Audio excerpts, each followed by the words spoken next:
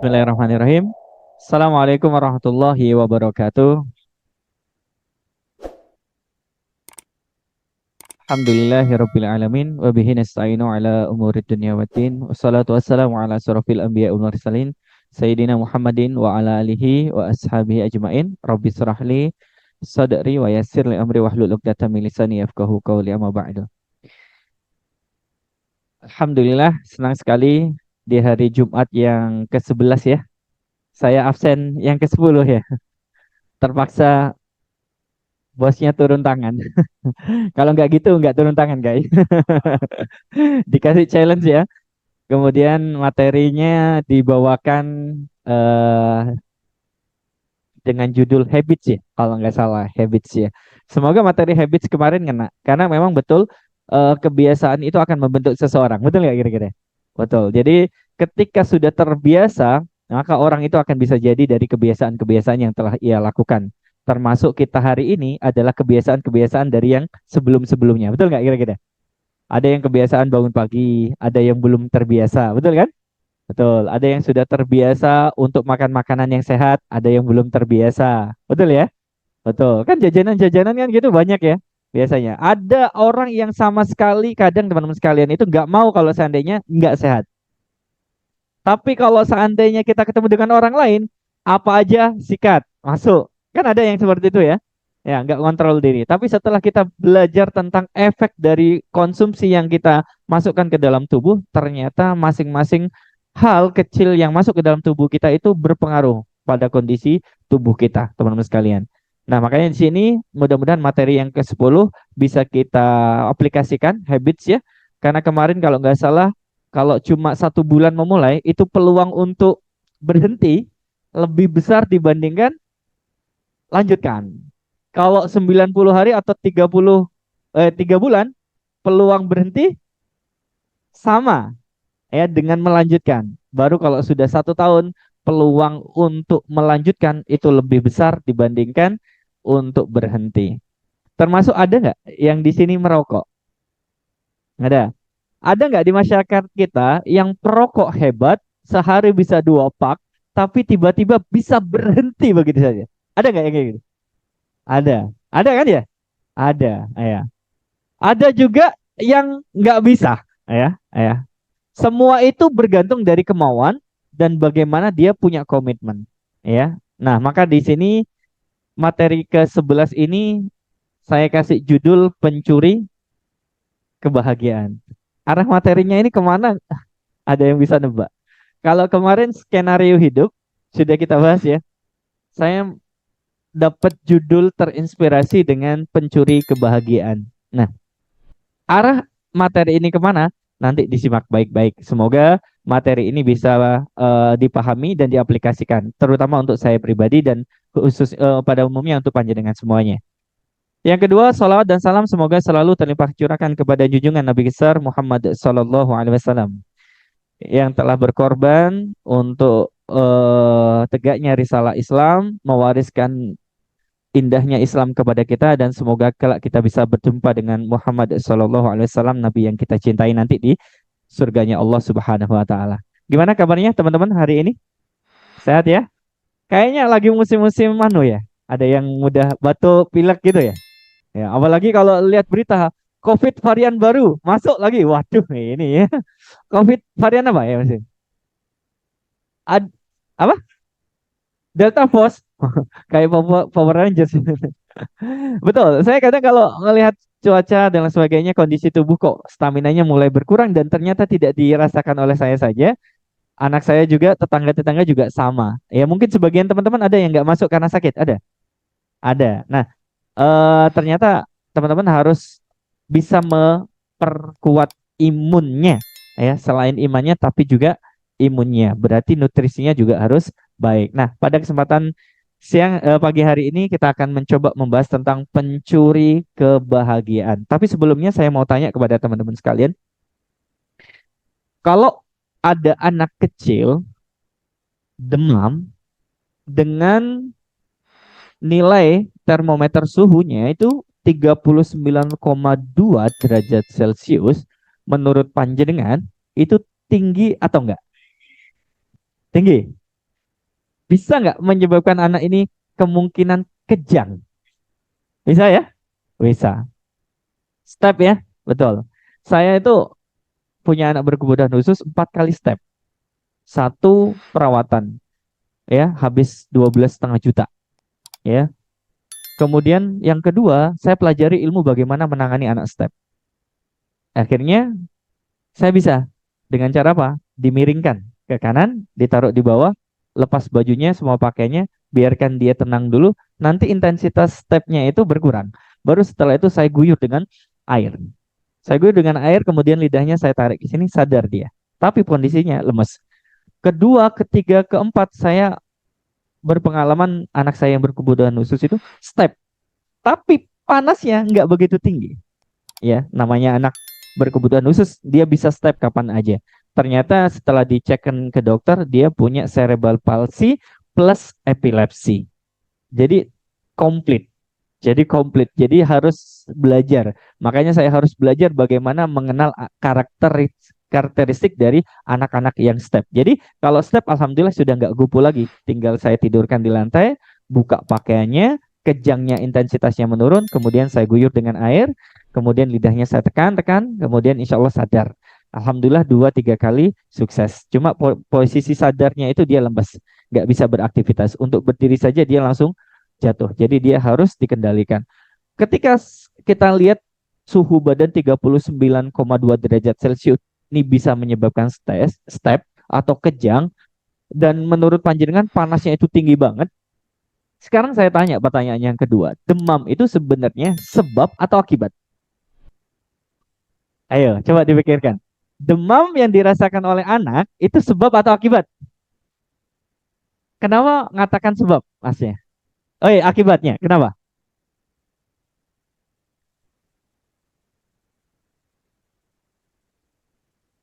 Oke.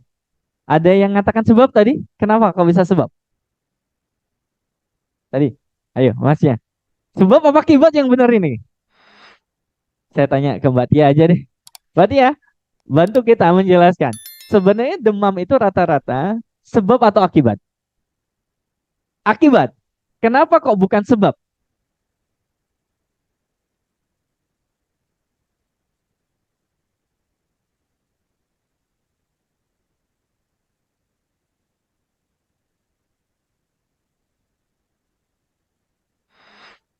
Mam, berarti lebih cenderung ke akibat. Sebabnya apa kira-kira? Ada proses peradangan dalam tubuh.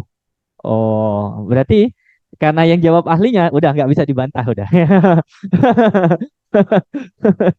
Udah kita yang jawab ahlinya, ya udah kita nggak bisa bantah. Dan benar ya, saya sepakat kalau demam ini adalah akibat. Berarti ada sesuatu yang bermasalah di dalam tubuh kita ya. Kalau bermasalah dengan lambung, biasanya bawaannya greges gitu ya, dan lain sebagainya. Betul. Demam adalah akibat, sedangkan sebabnya ada masalah dalam tubuh kita. Sekarang saya tanya kepada kamu, galau itu sebab atau akibat? Sebab atau akibat? Akibat. Sepakat akibat? Sebabnya apa? Sekarang saya tanya, di antara kita pernah galau? Oh sering. Apa yang dipikirin kalau bisa galau? Ya, betul. Galau itu adalah akibat, sama seperti demam, reaksi tubuh karena ada masalah dalam tubuh. Termasuk galau itu adalah reaksi dari pikiran kita, tubuh kita, perasaan kita. Apa penyebabnya kira-kira? Masalah cinta. Salah satunya. Iya, betul. Teman-teman kita harus pahami ya. Ada salah satu penyebab yang kadang menyebabkan seseorang itu galau sehingga pengennya menyendiri. Kadang itu laki-laki itu bisa nangis tiba-tiba. Pernah nggak? Malam-malam gitu ya. Kalau yang punya keluarga dia diem gitu tiba-tiba neteskan air mata. Itu laki-laki. Perempuan. Pernah nggak kira-kira? Oh lebih sering. Lebih sering perempuan ya. Teman-teman sekalian, kalau kita pahami galau itu memang akibat, ternyata salah satu sebabnya Perhatikan ya. Perkataan Imam Ali bin Abi Thalib radhiyallahu anhu, aku sudah pernah merasakan semua kepahitan dalam hidup ini. Dan yang paling pahit ialah berharap kepada manusia. Sekarang saya tanya, sepakat nggak dengan perkataan Imam Ali ini? Terbukti nggak kira-kira? Ini bukan saya yang ngomong, karena saya nggak pandai berkata-kata. Ya udah, ahlinya aja yang berkata-kata. Dan ternyata benar, ya kalau jenengan tadi bilang terbukti, itu menunjukkan bahwa jenengan pernah merasakan hal yang sama. Betul? Betul. Kecewa nggak kira-kira? Kecewa banget. Nah, makanya ada salah satu sebab ya yang menyebabkan kita galau. Yang pertama adalah satu, menaruh harapan terbesarnya pada manusia. Itu letak kesalahan pertama sudah. Sehingga merembet kepada kesedihan, kekecewaan, galau dan lain sebagainya, teman sekalian. Betul. Kemudian yang kedua, masalah asrama atau asmara. Kalau asrama tempat tinggal. Kalau asmara ini yang biasanya menjadikan seseorang selalu kadang menangis tiba-tiba, ya, senyum tiba-tiba, baca chat aja senyum-senyum. Ditanya, senyum-senyum, sebentar gitu ya. Lagi asiknya ini balesin gini, ya. Betul gitu. Memang masalah asmara ini fitrah, tapi kadang tidak sesuai dengan konteksnya, akhirnya kebablasan, ya. Seperti apa Ustadz? Contoh misalkan. Kita coba lihat beritanya dulu deh. Dikutip dari Detik News. Dan beritanya juga membuat kita semakin mikir ya. Seorang pria di Sulawesi Selatan itu tega merampok siapa? Mantannya, ya. Mantan terindahnya mungkin ya. Mantan pacarnya sehingga sulit dilupakan, akhirnya balas dendam, ya. Dengan cara dirampok karena dia kecewa diputus cinta. Tuh. Ada yang pernah diputus cinta? Ada yang pernah memutuskan cinta?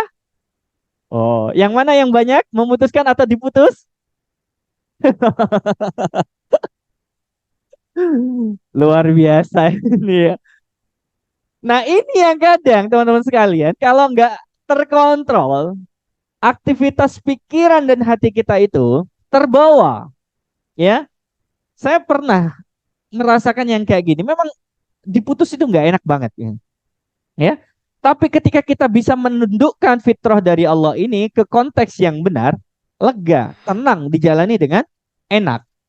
Yang kedua, kalau kita cek berita yang lain, coba kita cek.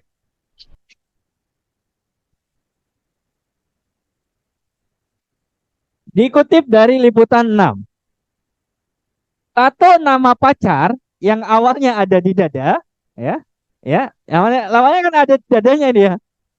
Entah itu bahasa apa nggak tahu saya. Entah Vietnam atau Thailand, guys. Pria ini mengubah menjadi gambar mati setelah diputus cinta lagi, masalah asmara lagi, bayangkan ya. Betul, ini favorit orang dulu, anak-anak zaman dulu, bahkan di bagian sininya itu rela disilet. Tahu disilet ya? Disilet pakai cutter yang agak panjang itu, kemudian diukir ya nama atau inisialnya. Setelah disilet kan otomatis luka. Setelah luka ternyata kering. Nah, itu keringnya itu akan membentuk inisial hurufnya atau namanya. Itu favorit banget dulu. Kalau anak sekarang, Hah? Kalau anak sekarang enggak ya? Nah ini, fakta sekarang menunjukkan bahwa teman-teman sekalian, banyak remaja itu yang energinya lebih tapi salah ditempatkan. Sehingga dia nggak bisa mengendalikan emosinya, pikirannya. Akhirnya larinya galau karena masalah asmara atau cinta. Yang kedua, Yang garai galau, yang membuat seorang laki-laki, perempuan, dewasa, remaja galau, itu salah satunya tentang masalah rezeki. Betul nggak kira-kira? Apalagi bapak-bapak yang sudah berumah tangga, pas kondisi nggak punya, bingung nggak kira-kira? Bingung? Kadang tiba-tiba pengen keluar gitu aja. Nggak tahu, nggak ada tujuan, coba menenangkan diri. Karena apa? Mikirin apa? Rezeki, tanggungan, hidup. Ya. Nah, ini makanya yang akan kita coba bahas lebih detail konsep rezeki. Bagaimana kita itu bisa tenang dan memahami rezeki itu sendiri. Sehingga ya, kita tidak perlu punya kebahagiaan untuk dicuri orang lain. Ya, makanya pencuri kebahagiaan itu akan berkorelasi dengan masalah ini. Saya akan bahas satu persatu, teman-teman sekalian. Ada tiga kesalahan dalam memahami konsep rezeki. Kesalahan pertama yakni definition. Mendefinisikan rezeki. Salah mendefinisikan, maka salah memahami. Salah memahami, maka salah bersikap. Betul nggak kira-kira? Betul. Sekarang saya tanya, ada yang tahu apa itu rezeki?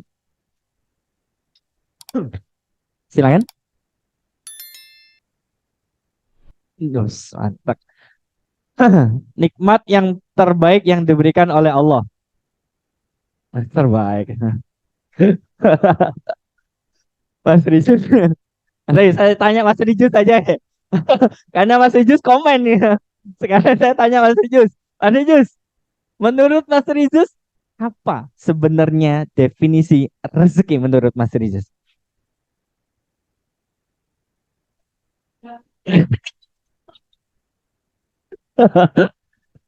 Akhirnya ujung-ujungnya sama. Kenikmatan. Oke. Salah mendefinisikan, orang itu salah memahami dan salah menyikapi sehingga dia galau karena dia salah memahaminya. Maka kita harus menggunakan referensi yang benar dalam memahami rezeki. Kebanyakan orang salah mendefinisikan rezeki karena orang itu menyempitkan makna rezeki hanya seputar harta. Betul? Betul. Jadi kalau dia dapat harta, dia dapat rezeki. Nah, ini yang membatasinya menjadi sebuah kesempitan makna yang kadang membuat orang itu galau, gak tenang hidupnya, salah mendefinisikannya. Maka gunakanlah definisi yang benar. Apa definisi rezeki? Huwa kullu ma tantafi'u bihi mimma abahahullah. Laka sawaun kana malbusun au mat'umun bla bla bla. Kita terjemahkan. Rezeki itu huwa adalah segala sesuatu yang bermanfaat yang Allah halalkan untuk kita. Baik itu berupa pakaian, makanan, sampai pada istri. Untuk laki-laki atau suami itu adalah bagian dari rezeki. Itu semuanya rezeki. Begitu pula anak laki-laki atau anak perempuan juga termasuk rezeki. Masuk pula dalam hal ini adalah kesehatan, pendengaran, penglihatan itu adalah bagian dari rezeki. Ketika manusia itu hanya menyempitkan pada harta, yang dipikirannya adalah harus berusaha terus. Kalau nggak berusaha, nggak dapat uang. Karena dia membatasi bahwa rezeki itu hanya uang. Maka rezeki itu harus dicari. Dan harus kerja keras. Sekarang saya tanya, ada nggak orang yang kerja keras sehari tapi nggak dapat apa-apa? Ada?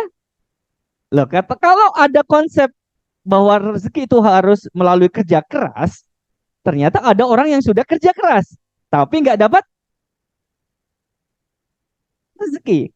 Sekarang saya balik. Ada orang yang nyantai-nyantai aja. Tiba-tiba dapat transferan. Ada? Ada? Loh, katanya rezeki itu usaha keras. Tapi kok tiba-tiba dia dapat transferan kiriman dari orang tua.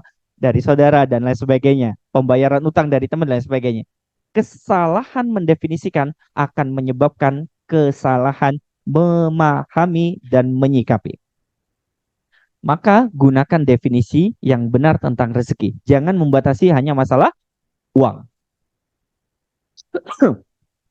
Kemudian yang kedua, kesalahannya perhatikan teman-teman sekalian. Ini yang kadang menjadi sesuatu yang menjadi rasa percaya diri yang tinggi bagi setiap orang. Kesalahan kedua tentang pemahaman rezeki. Banyak orang, perhatikan ya, banyak orang yang memahami bahwa rezeki itu diperoleh dengan usahanya sendiri. Kesalahan pertama. Nanti akan saya gambarkan. Kan benar, Ustaz. Ya. Nah, nanti akan kita kerjakan. Jadi kalau kita mendefinisikannya sudah benar, nanti akan terjawab. Nanti akan terjawab. Tapi kalau mendefinisikannya hanya masalah harta, benar itu. Bahwa dia harus berusaha untuk mendapatkan harta. Jadi kalau definisinya salah, maka akan menyikapi salah juga. Yang kedua, jika orang bekerja keras kemudian menerima gaji, hal itu dianggap dari hasil kerja kerasnya saja. Yang ketiga, kita misalkan pedagang yang memperoleh keuntungan, dianggap karena hasil usahanya saja. Yang keempat, misalkan dokter yang menerima upah karena mengobati pasien, dianggap upah itu datang karena usahanya saja. Kesalahan kedua ini banyak nggak dijumpai di masyarakat? Banyak? Banyak. Karena apa? Dia yakin bahwa harus usaha. Karena itu sebab rezeki turun. Nah ini membedakan antara sebab dengan kondisi ini beda teman-teman sekalian ya. Maka harus kita bahas satu persatu. Kesalahannya dua ya. Yang pertama, satu, mendefinisikan tentang rezeki. Yang kedua, bahwa usaha itu adalah salah satu sebab turunnya rezeki. Sekarang kita bahas. Agar gak galau, ya, agar kita tidak dicuri kebahagiaannya. Teman-teman sekalian, fakta tentang rezeki itu ada dua. Yang pertama, al-asbab. Yang kedua, al-hal. Jadi fakta tentang rezeki itu ada dua. Yang pertama al-asbab, yang kedua adalah al-hal. Saya bahas satu persatu. Al-asbab itu adalah sebab atau bersifat kasualitas sehingga menghasilkan akibat. Kemudian yang kedua, ini bersifat pasti, tidak diragukan lagi bahwa sebabnya ini hanya satu, nggak ada yang lain. Dan yang ketiga, masalah sebab kenapa rezeki itu turun kepada hamba, itu masalah yang goib.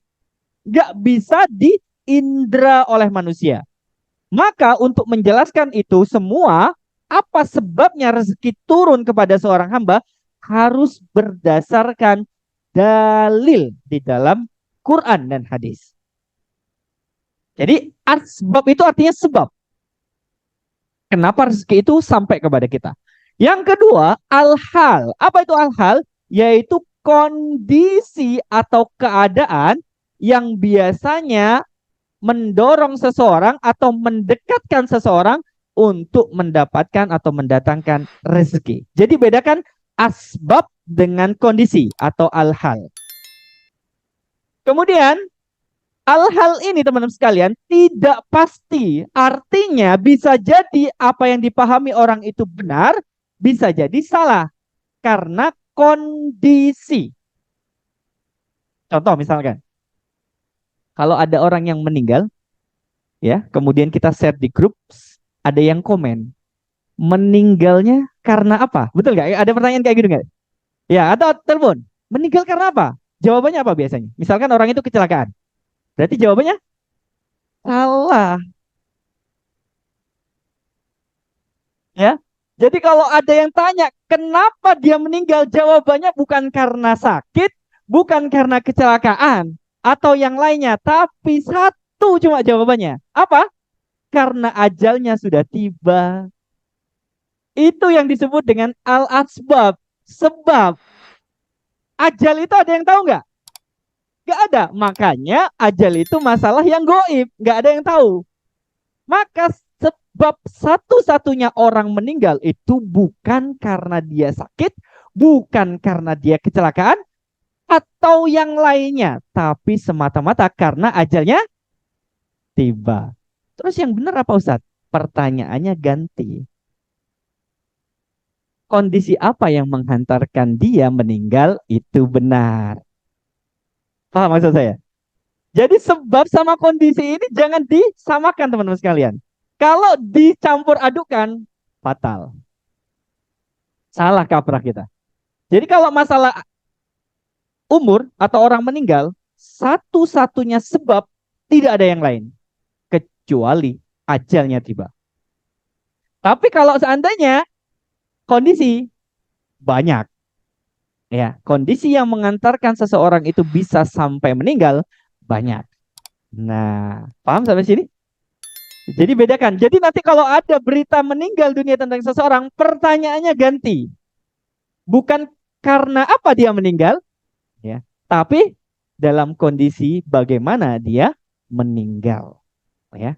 Jadi bukan sebab, ya, tapi kondisi kalau tanya. Tapi kalau seandainya ada yang tanya, sebabnya apa kok dia meninggal? Ya udah, jawab aja apa? Karena ajalnya tiba, udah selesai. Ya, itu teman-teman sekalian. Jadi bedakan antara sebab dengan kondisi yang mengantarkan seseorang pada meninggal dunia ataupun tentang masalah rezeki ini. Nah, kembali ke masalah rezeki, manusia itu terlalu yakin dengan usahanya saja dia pasti dapat rezeki. Terlalu sombong. Saya kan hebat, saya kan IPK-nya bagus, saya kan pinter, saya yakin, ya misalkan. Padahal kalau Allah tidak menakdirkan rezeki padanya, sampai nggak kepada dia? Nggak, nggak akan sampai. Makanya di sini teman-teman harus paham tentang fakta rezeki. Ada dua, sebab atau kondisi. Dan wilayah kondisi atau hal-hal ini wilayahnya kita. Sedangkan sebab wilayahnya siapa? Allah. Itu teman-teman sekalian. Jadi jangan salah kaprah. Ah, sebabnya ini kita cek dalam dalil.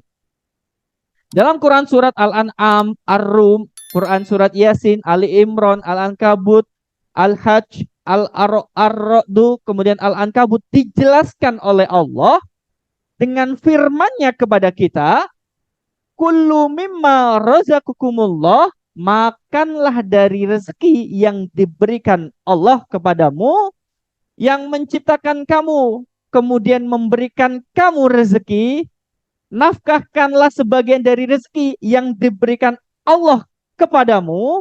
Dan semua penjelasan dalil-dalil ini menunjukkan bahwa satu-satunya sebab seseorang itu turun rezekinya kepada dia tidak lain kecuali dari Allah. Jadi Allah yang menjadi sebab turunnya rezeki, bukan usaha kita. Bukan usaha kita. Usaha itu hanya salah satu kondisi yang kadang mengantarkan kita pada rezeki, tapi kadang juga tidak, teman-teman sekalian. Nah, ini yang harus kita pahami. Kemudian kesalahan yang ketiga, setelah memahami konsep rezeki, ada orang yang seperti ini. Gimana maksudnya? Karena rezeki itu datang dari Allah semata, berarti usaha manusia nggak ada guna dong. Tanya dari Allah, ya. Manusia cukup pasrah aja deh, udah diem di rumah, nggak usah kerja, wes biarin nanti tiba-tiba ada yang nganterin gitu ya. Manusia tidak perlu susah payah dalam mencari rezeki karena rezeki sudah diatur oleh Allah. Ini kesalahan ketiga yang ada di masyarakat. Tidak bisa membedakan antara sebab dengan kondisi. Makanya teman-teman sekalian pahami ya di sini, rezeki itu sebabnya adalah wilayahnya Allah, bukan wilayahnya manusia atau wilayah yang menguasai manusia. Sedangkan kondisinya itu di wilayah kita. Jadi kalau seandainya kita berpikir berapa rezeki kita, nggak usah dipikirin. Karena itu bukan wilayah kita, nggak usah dipikirin. Tapi apa yang menjadi wilayah kita sehingga kita bisa mengusahakan mendapatkan rezeki. Rezeki itu sebabnya karena Allah, berasal dari Allah, itulah yang disebut dengan qadha atau ketetapan dari Allah. Sehingga tidak akan pernah dihisap. Yang dihisap di wilayah kita. Karena wilayah kita ini kondisi yang menghantarkan sebab-sebab terjadinya penurunan rezeki dari Allah Subhanahu wa taala. Karena ini adalah wilayah yang diusahakan oleh manusia yang nantinya halal haramnya akan dihisap sama Allah. Jadi kalau seandainya kita berpikir enak ya jadi orang kaya, rezekinya banyak gitu ya. Sehingga muncul apa itu? Iri. Ya, pernah ada iri? Pernah? Sering apa enggak? Saat kapan kita iri? Saat kapan kita iri? Saat melihat orang lain hidupnya enak, sedangkan kita belum enak. Itu yang kadang membuat kita itu iri. Sehingga kita itu dicuri kebahagiaannya. Mengikuti standar hidup orang lain. Enak ya kalau gitu ya, enak ya kalau si ini, enak ya kalau itu, enak semuanya dibanding-bandingkan. Kesalahannya di situ. Orang itu menjadi galau, banyak pikiran karena membanding-bandingkan. Ya, contoh misalkan, saya tadi ngobrol sama Mas Joni ya, Mas Joni. Mas Joni nyampaikan ke saya misalkan, Ustaz, saya mau pinjam uang 100.000.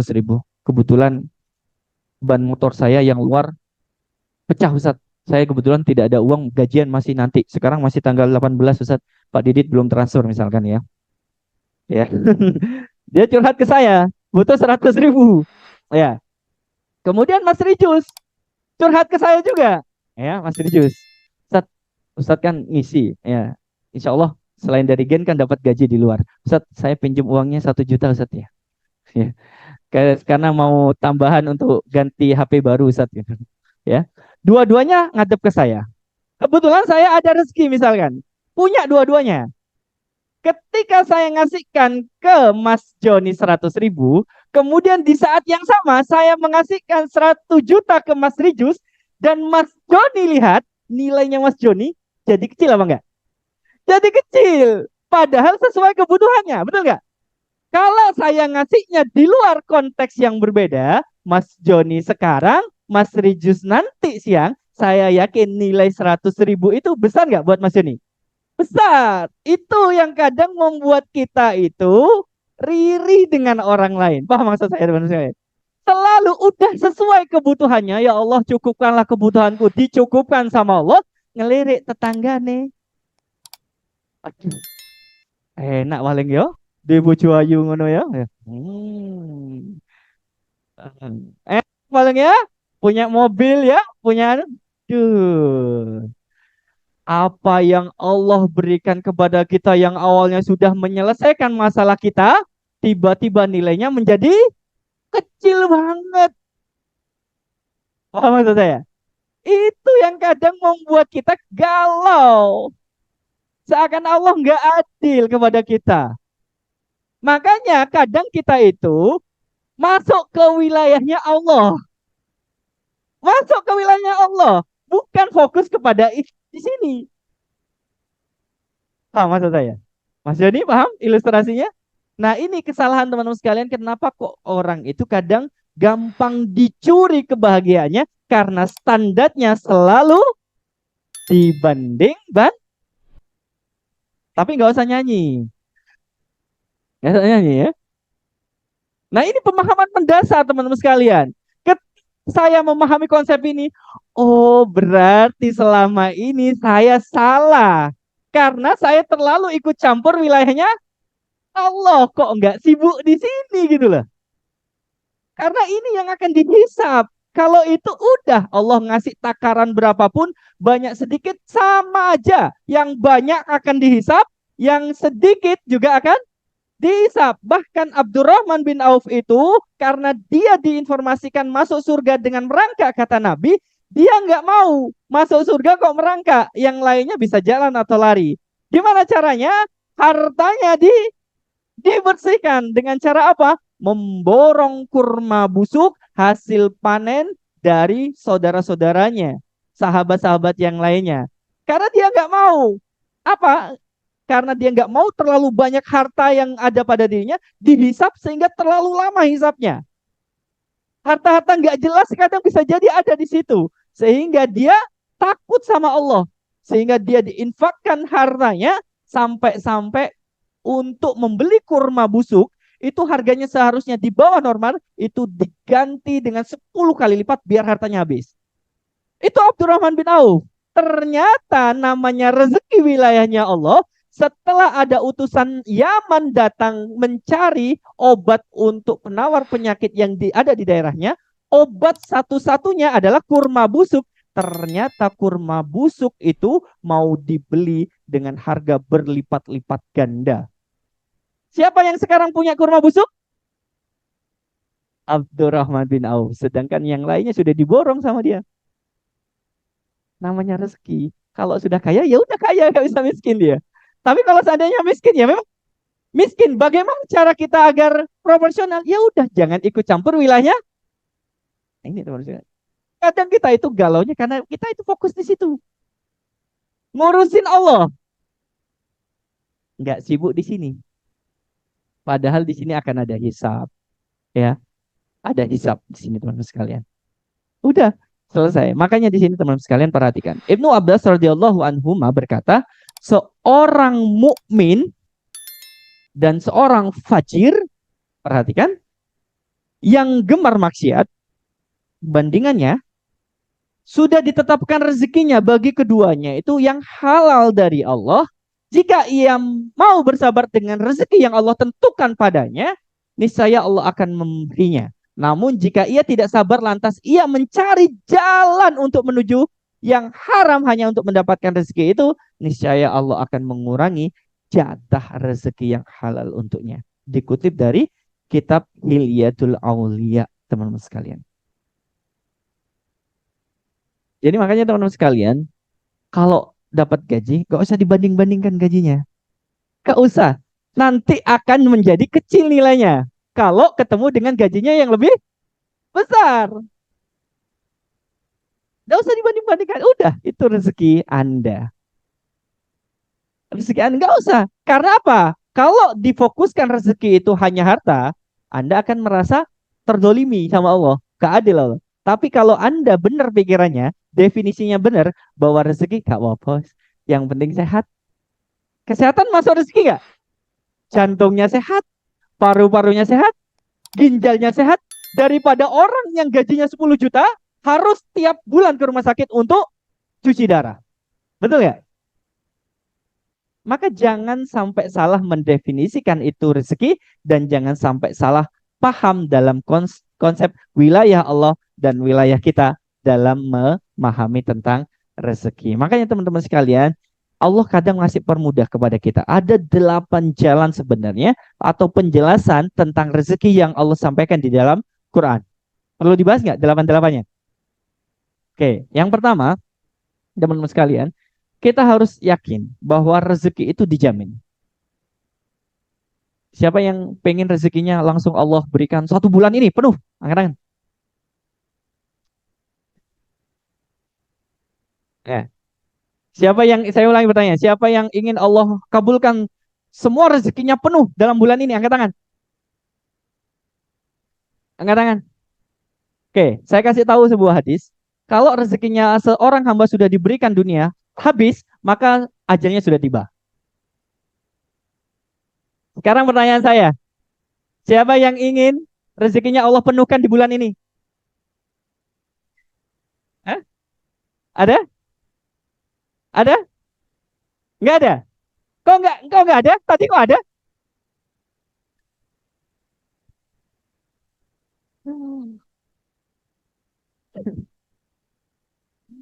Teman-teman sekalian, ketika rezeki seorang hamba itu sudah habis diberikan kepadanya di dunia, maka saat itulah dia meninggal. Berarti nggak ada yang mau tadi. Bulan ini habis rezekinya? Nggak ada. Mau disimpan dulu? Oh, banyak tanggungan Ustaz. Makanya teman-teman, sudah wilayahnya Allah, gak usah ikut campur kita. Mau dikasihkan kapan?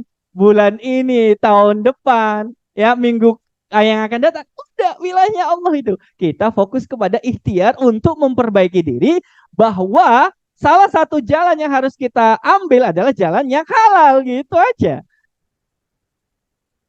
Maka saya kadang udahlah biarkan kalau ada orang yang gajinya 5 juta per bulan. Nggak apa-apa, biarin gitu loh. Kita itu tahu nominalnya, tapi kita nggak tahu masalahnya kadang. Betul nggak kira-kira? Betul.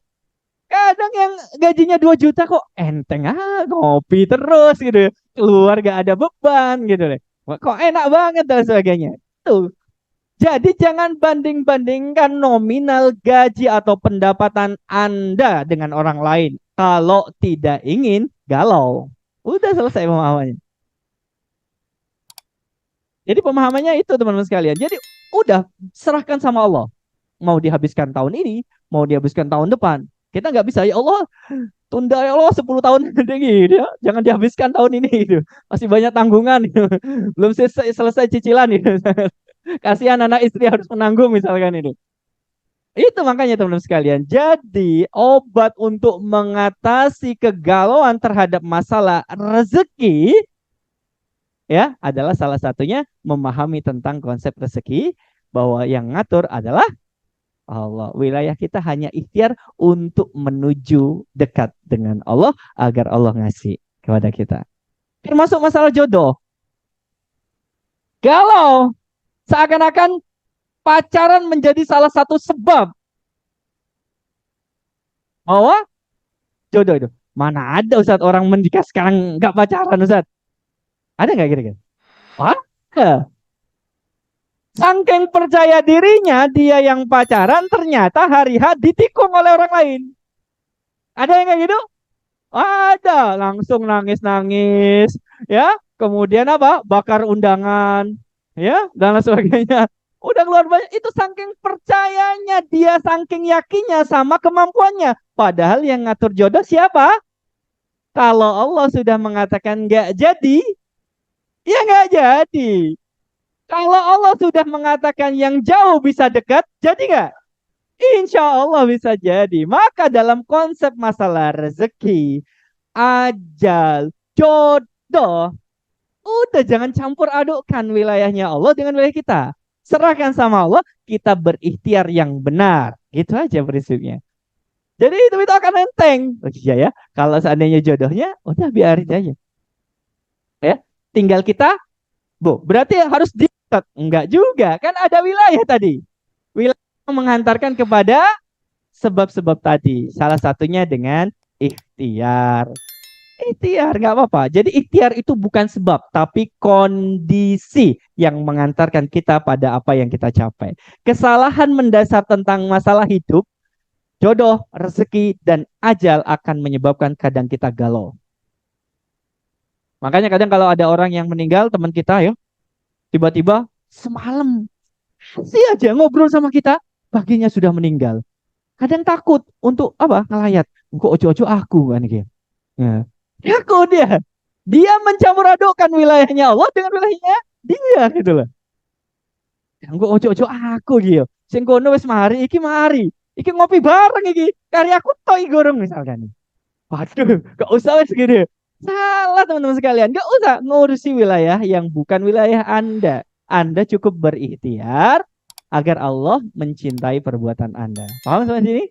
Wah, makanya di sini ada penjelasan 8 jalan yang harus kita pahami tentang masalah rezeki di dalam Quran. Yang pertama, Anda harus yakin, keyakinan ini butuh benar-benar ditanamkan, ya, bahwa rezeki seseorang itu dijamin sama Allah. Allah Subhanahu wa taala menyampaikan dalam Quran surat Hud ayat 6 dan tidak satu pun, perhatikan ya, bukan manusia di sini yang dibicarakan sama Allah, tapi makhluk yang bernyawa. Semuanya, ya, di bumi ini semuanya Allah jamin rezekinya. Dia mengetahui tempat kediamannya dan tempat penyimpanannya. Semuanya itu tertulis dalam kitab yang nyata, yaitu Lauhul Mahfuz. Maka teman-teman sekalian, kalau keyakinan terhadap Allah itu muncul, hati kita itu lebih tenang.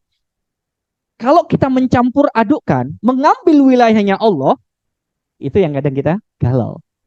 Nah, ini ya, pokoknya harus ya misalkan dengan usahanya dan sebagainya sangat yakin dengan usahanya, kadang Allah jatuhkan itu dengan kesombongan usahanya. Nah ini teman-teman sekalian ya. Kemudian yang kedua harus dipahami bahwa ternyata Allah ngasih jalan rezeki yang tidak disangka-sangka. Pernah mendapatkan? Pernah? Tidak ada kabar apapun, tiba-tiba orang lama datang ngasih. Pernah? Pernah. Sering atau enggak? Sering atau enggak? Oke, kadang-kadang. Nah, teman-teman sekalian, kalau kita yakin sama Allah, insya Allah Allah akan memberikan kabar yang baik untuk kita. Quran surat At-Tolak ayat 2 sampai 3. Wa may yattaqillaha yaj'al lahu makhraja wa yarzuqhu min haitsu la yahtasib.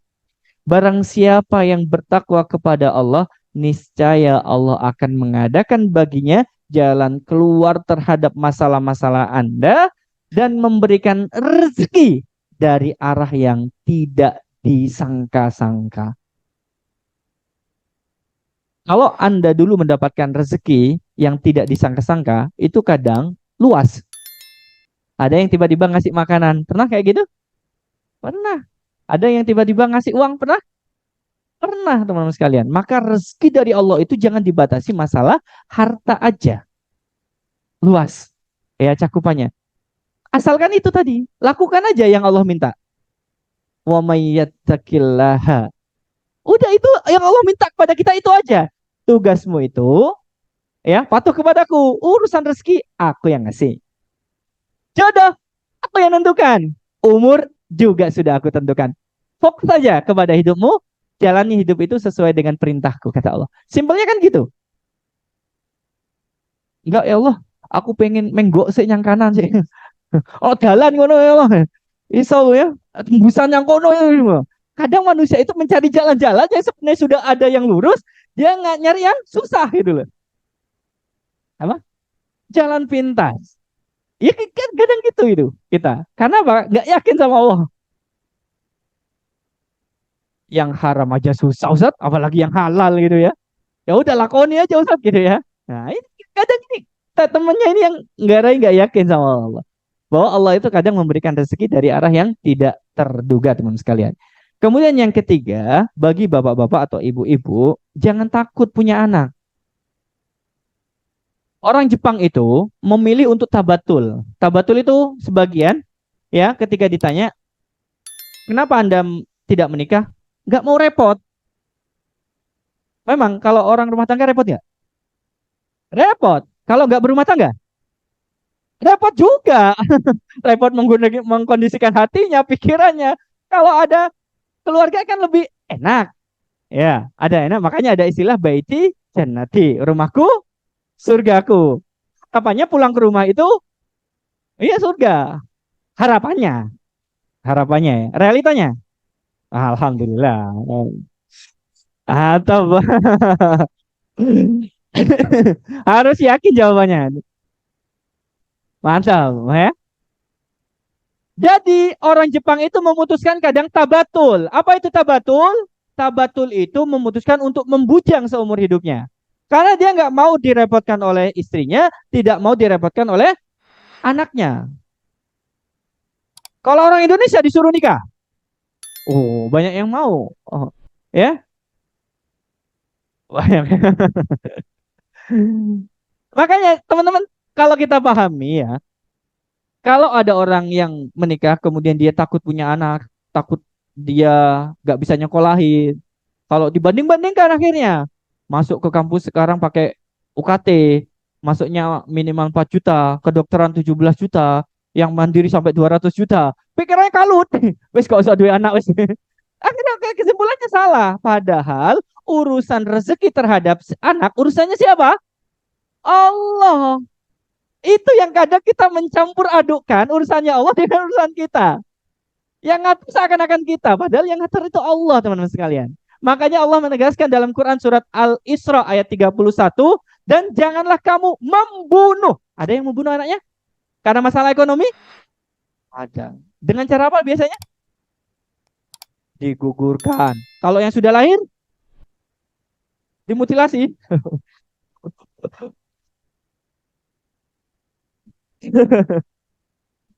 Kalau lihat berita-berita, kayaknya nggak dimutilasi, cuma diracun.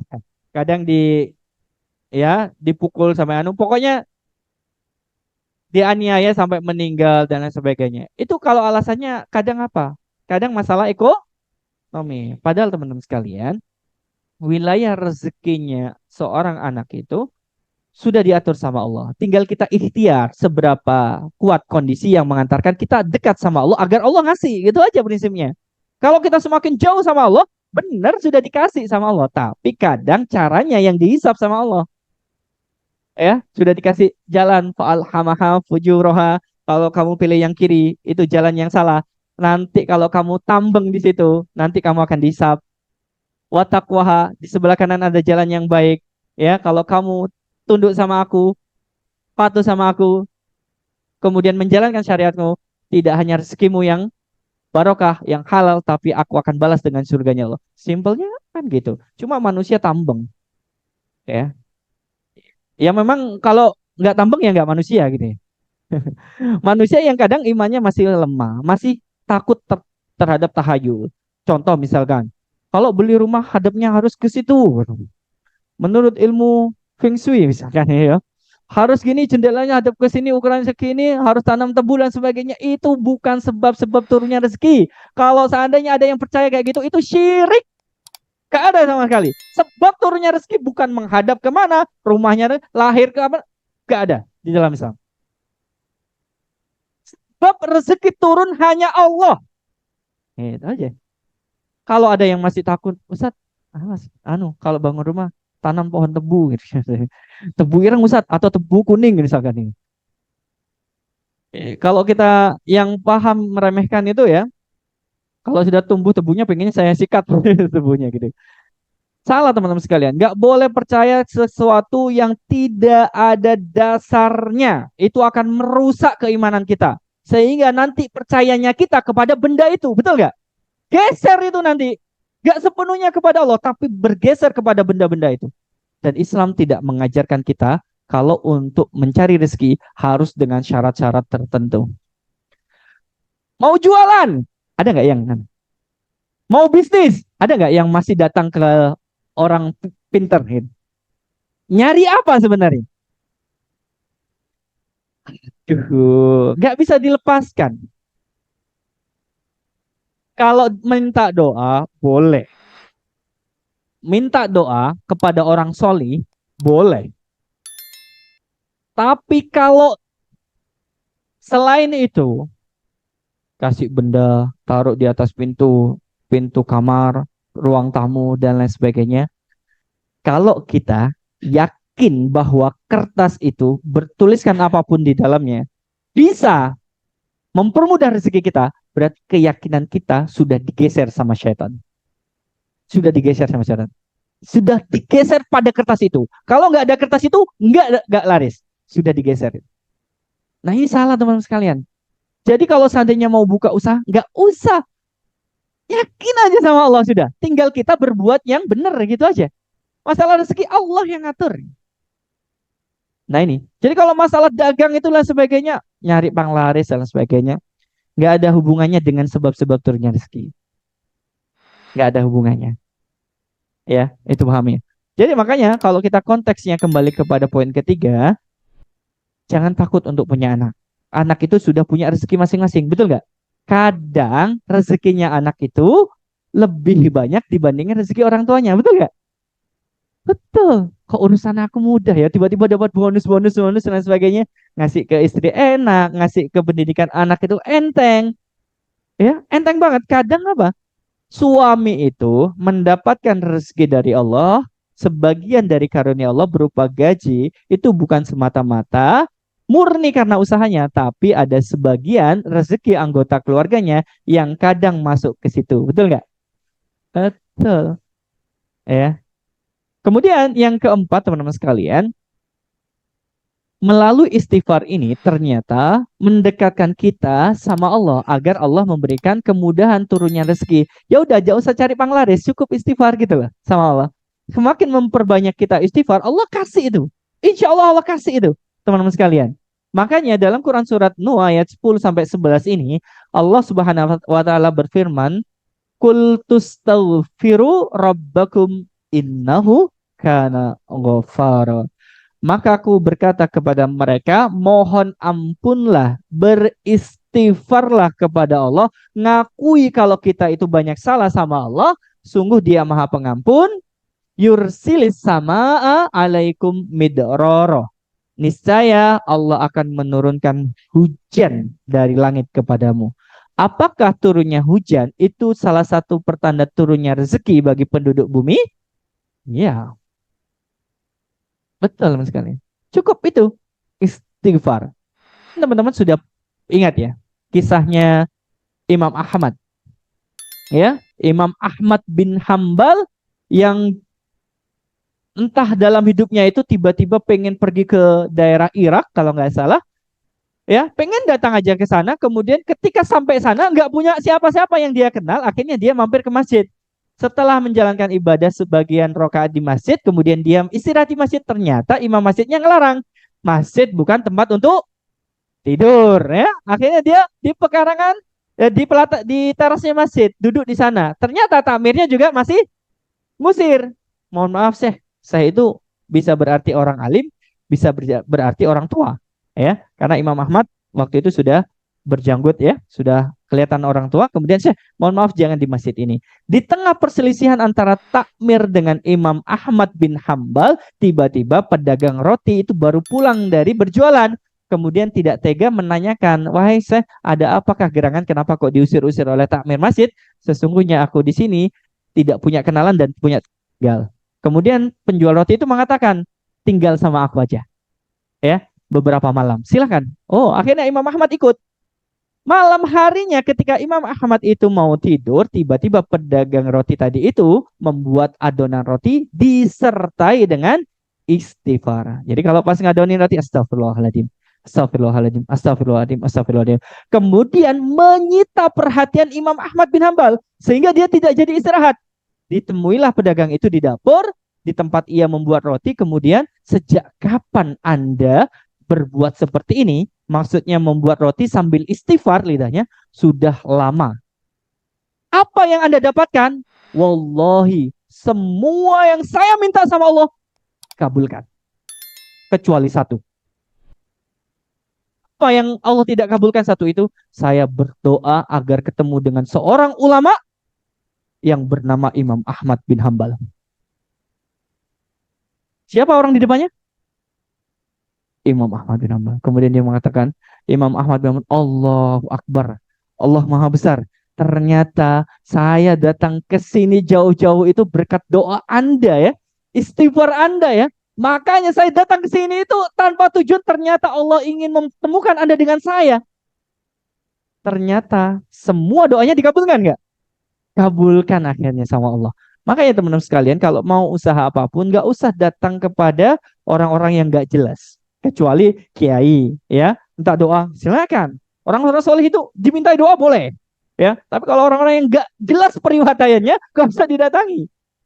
Nggak usah didatangi. Kalau dia saja nggak sholat, apalagi kita datang ke dia untuk minta panglaris, salah. Dia aja nggak sholat gitu loh.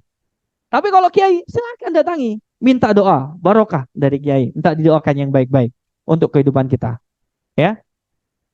Maka teman-teman sekalian harus paham bahwa keempat ini jalannya adalah melalui istighfar. Makanya nanti kalau yang di counter sambil nunggu pelanggan, sambil nunggu pesanan online dan sebagainya, coba ada istighfar. Astagfirullahaladzim. Nggak perlu ditunjukkan kepada orang lain. Bawa tasbih. Astagfirullahaladzim. Astagfirullahaladzim. Nggak perlu. Ya, nggak perlu. Cukup Anda itu, ya, intinya berzikir sama Allah walaupun lisannya itu terlihat diam, takutnya menjaga ria, cing ikutin Ustadz ini ya gitu nanti, ya, nggak usah, biarkan, cukup aslinya, hati Anda basahi dengan istighfar, ya, itu untuk Anda sendiri, bukan agar laris gitu deh, ya, tapi untuk Anda sendiri, untuk agar salah satunya diampuni dosa. Perkara Allah nambah banyak pembeli, ya itu wilayah Allah, sudah nggak usah campur adukkan ya wilayah. Kemudian yang kelima, ada memang rezeki yang Allah itu bantu melalui usahanya seseorang. Makanya, ya, usaha itu adalah salah satu kondisi saja, bukan sebab utama. Ya. Allah Subhanahu wa taala menyampaikan dalam Quran surat An-Najm, dan bahwa manusia itu memperoleh apa yang telah diusahakannya. Makanya kalau jenengan itu rajin kerja, dapat penghasilan karena memang Allah memberikan rezeki itu melalui jalan kerja. Kemudian yang kelima, Allah memberi rezeki itu melalui jalan syukur. Ini bukan nama orang ya, melalui jalan bersyukur. La in syakartum lazidanakum. Sudah janji Allah, barang siapa yang sadar diri, kenikmatan yang ada di dalam dirinya itu pemberian dari Allah, dia bersyukur banyak-banyak sama Allah, setiap harinya, la'azidannakum, maka Allah akan tambah lagi rezeki atau nikmat yang melekat pada dirinya. Karena apa? Karena itu ibaratkan dia itu memperluas embernya. Sehingga air itu volumenya itu gampang masuk.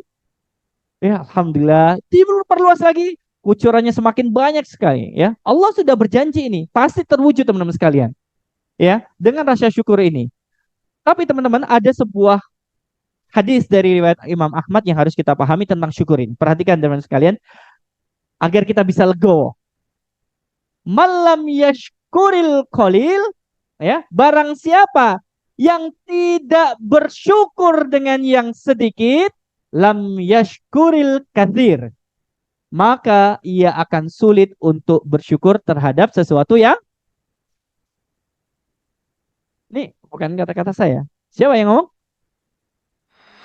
Hadis riwayat Ahmad, perkataan atau sabda Nabi Muhammad SAW.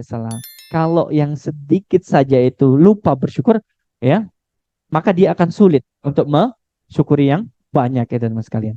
Kalau sebaliknya berarti kalau kita bersyukur dengan yang sedikit, kalau dikasih banyak, tambah bersyukur sama Allah Subhanahu wa taala. Kemudian selanjutnya teman-teman sekalian, ada jalan yang ketujuh, yakni melalui sedekah. Ya. Nanti kalau Ramadan, pernah nggak bagi-bagi takjil sini? Nah, berperan apapun ya, mau tenaga, mau harta, berperan ya teman-teman sekalian. Karena dengan sedekah itu ya, Allah Subhanahu wa taala mengatakan dalam Quran surat An-Nur ayat 32, dan nikahkanlah orang-orang yang masih bujang di antara kamu dan juga orang-orang yang layak menikah dari hamba sahayamu yang laki-laki perempuan. Oh, ini sorry. Ini untuk yang menikah ya. Ya, Allah memberi kemampuan kepada mereka dengan karunia-Nya. Karena yang keempat itu rezeki itu kadang datang melalui pernikahan. Ya, makanya jangan takut untuk menikah. Ya, bagi yang sudah siap gitu ya. Jangan keluar dari sini langsung akad nikah. Kalau belum disiapin semuanya nanti ya, teman sekalian ya. Nah, ini teman-teman sekalian, ayat yang tadi ya, Quran surat An-Nur ayat 32, kawinkanlah atau nikahkanlah orang-orang yang sendirian di antara kamu. Yang jomblo-jomblo ini kalau sudah siap nikah aja ya. Segera ya. Yang jomblo-jomblo ini segera nikah. Belum ada Ustaz calonnya. Ya berdoa sama Allah. Kan jodoh dari. Makanya jangan minta ke orang lain, mintanya sama Allah. Insya Allah Allah akan datangkan dengan waktu yang tepat dan cara yang tepat, insya Allah. Nah ini teman-teman sekalian, ya harus kita pahami. Tinggal 2 slide terakhir. Tak akan kemana? Imam Ali radhiyallahu anhu pernah menyampaikan, apa yang menjadi milik kita, maka dia akan menemui kita. Termasuk rezeki.